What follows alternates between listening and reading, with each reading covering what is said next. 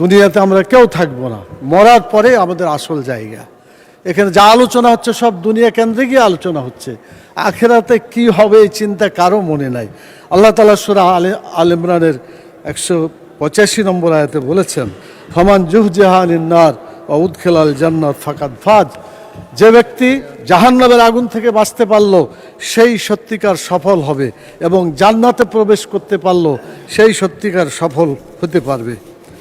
মাননীয় স্পিকার, সংসদ লবিতে ঢোকার সময় আল্লাহর প্রতি পূর্ণ আস্থা এবং ঈমান, এটা দেখার পরে মনে হয় যে আল্লাহর প্রতি যদি ঈমান থাকে তাহলে তো আমাদের আইনের উৎস আল কোরআন।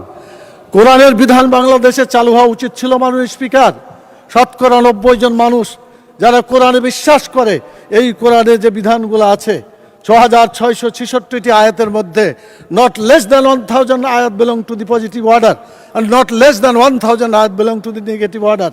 1000 আয়াত আছে যেগুলো হাবোধক আইন, 1000 আয়াত আছে যেগুলো নাবোধক নিষেধ।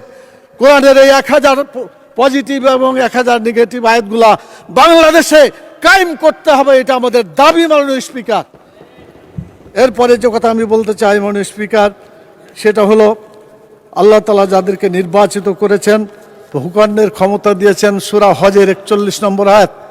মাননীয় প্রধানমন্ত্রী আছেন, তার দৃষ্টি আকর্ষণ করে সকলকেই বলতে চায়, আল্লাযীনা ইম্মাক্কান্নাহুম ফিল আরদি আকামুস সালাত ওয়া আতাউয যাকাত ওয়া আমারু বিল মারুফ ওয়া নাহাউ আনিল মুনকার।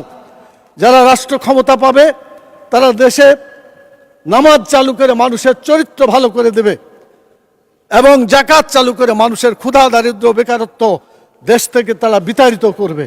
ভালো কাজ করে মানুষকে শান্তিতে থাকতে দেবে, খারাপ কাজ বন্ধ করে অশান্তির আগুন থেকে মানুষকে রক্ষা করবে। কিন্তু দুর্ভাগ্য, আওয়ামী লীগ এসেছে 6 বার, বিএনপি 5 বার, জাতীয় পার্টি 2 বার, এতগুলা সরকার এসেছে, জাতীয় সংসদে কোরআনের একটি আইনও চালু করে নাই। মাননীয় স্পিকার, সবচাইতে লজ্জা, সবচাইতে দুঃখজনক কথা হলো এটা। আমরা চাই আমরা এদেশে কোরআনের আইন চালু করে মানুষকে মুক্তি দেব।